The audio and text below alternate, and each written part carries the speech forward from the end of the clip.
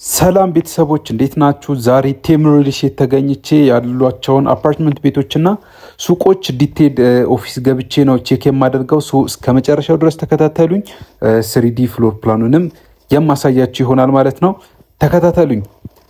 እንግዲህ ቴምር ሪል ስቴት ያው ይታወቃል በዚህ በ7 እና በ8 ዓመት ጊዜ ውስጥ የተለያዩ ሳይቶችን ወደ 11 የሚጠጉ ሳይቶችን አስረክቧል። በፉሊ ፊኒሽድ አድርጎ አሁን ላይ ደንበኞች እየኖሩበት ይገኛል። ከዛ በፊት ደግሞ በኮንስትራክሽን ድርጅት የተለያዩ ቤቶችን ወደ 7 ወደ 8 የሚጠጉ ሳይቶችን ኮንስትራክሽን ባለቤትነቱን በመያዝ ያስረከባቸው አፓርትመንት ቤቶች ነበሩ ማለት ነው።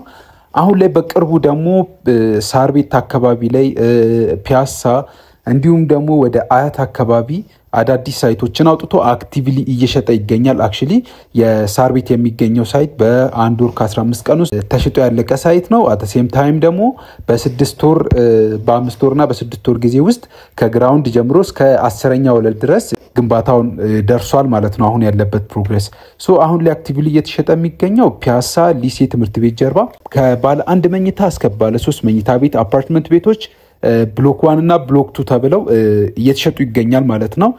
የተወሰኑ ቤቶች ነው እዛ ላይ የሚቀሩት። አሁን ኦልሞስት ከወጡ 4ኛ ወር ይሆናቸዋል። የመጀመሪያው ብሎክ ላይ የተወሰኑ ቤቶች ናቸው የሚቀሩት። ሁለተኛ ብሎክ ላይ ደግሞ 2 ቤድሩም እና 3 ቤድሩም ብቻ ተደርጎ እሱም አሁን አክቲቭሊ እየተሸጠ ያለ ሳይት ነው። በ2 ዓመት ከ6 ወር ውስጥ ነው የሚጠናቀቀው።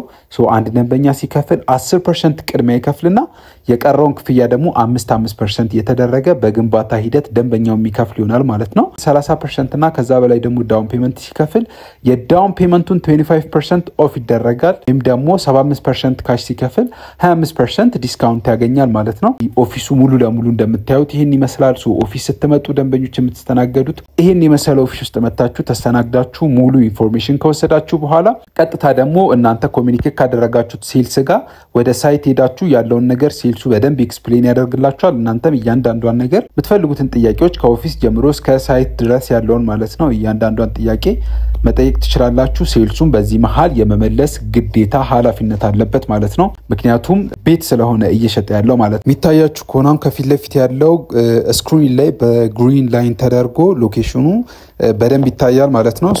ሁሉንም ነገር ኦፊስ ሆናችሁ ዲቴል በስክሪን ማየት ትችላላችሁ ማለት ነው። ከሰሚ ፊኒሽድ ነው መረከቢያው። ያ ማለት ሴራሚክ የውሃ የመብራት ዝርጋታዎች ይሰራሉ። ፋይናል ተች ራሱ ከስተመሩ ነው የሚጨርሰው ማለት ነው። ሰሚ ፊኒሽድ ስታንዳርድ ነው የሚሆነው። ይህ የሆነበት ምክንያት ራሳቸው ከስተመሮች ስፔሻሊ እንደዚህ አይነት ቦታ ላይ አብዛኞቹ ደንበኞች ሲገዙ ራሳቸው ናቸው የፊኒሺንግ ስራ በሚፈልጉት ማቴሪያል መስራት የሚፈልጉት። እሱን ታሳቢ በማድረግ ነው እኛ ይሄኛው በዚህ ስታንዳርድ ልናስረክብ የተገደድ ነው ማለት ነው። እዚህ ስክሪን ላይ የምታዩት ኤክስፖ ነበረን ከዚህ በፊት ስካይላይት ማለት ነው። በዛ ስክሪን ላይ የተቀረጹ ዲስፕሌይ ላይ ጀስት ከስተመሮች እንዲያዩት ከዚህ በፊት የነበረውን ኤክስፒሪየንስ እንዲያዩት ስለተፈለገ ነው በስክሪን ላይ የተቀመጠው ማለት ነው።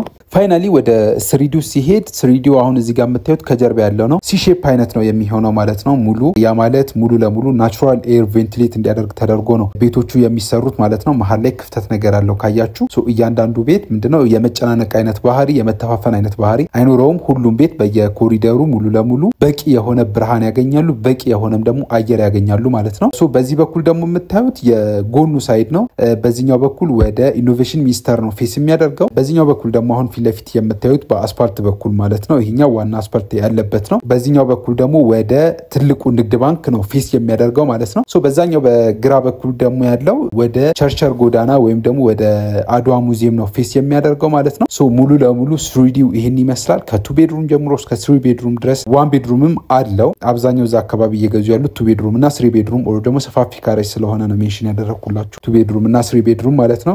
ሴልሶችን ፐርሰናሊ ኮሚኒኬት አድርጋቸው ነበር። አሪፍ ኢንፎርሜሽን የሰጡኝ። ሳይት ሄጄ ደግሞ ሳይቱ ያለበትን ፕሮግሬስ ከዚህ በፊት ስለማውቀው ምን ላይ እንደደረሰ እሱንም ቼክ ለማድረግ ሳይት ሄጄ ነበር። አሁን ያለበት ይሄን ይመስላል። አካባቢውን በደንብ ለመቅረጽ አልተመቸኝም ነበር። ያለበትን ሁኔታ ከ2 ወር በፊት ባዶ ነበረ። አሁን ከ2 ወር በኋላ አሁን ያለበት ፕሮግሬስ ይሄን ይመስላል ማለት ነው። ኦልሞስት ቤዝመንት እየተሰራ ነው ያለው። ጋይስ አዲሽናል ኢንፎርሜሽን የምትፈልጉ ከሆነ ሰቤ ሆምስ እያላችሁ ከታች በማስቀምጥላችሁ ስልክ ቁጥር መደወል ትችላላችሁ። ሰቤ ሆምስ ነኝ። ወዳችኋለሁ። ደህና ሁኑ። ላይክ፣ ሼር፣ ሰብስክራይብ ማድረግ እንዳይረሳ።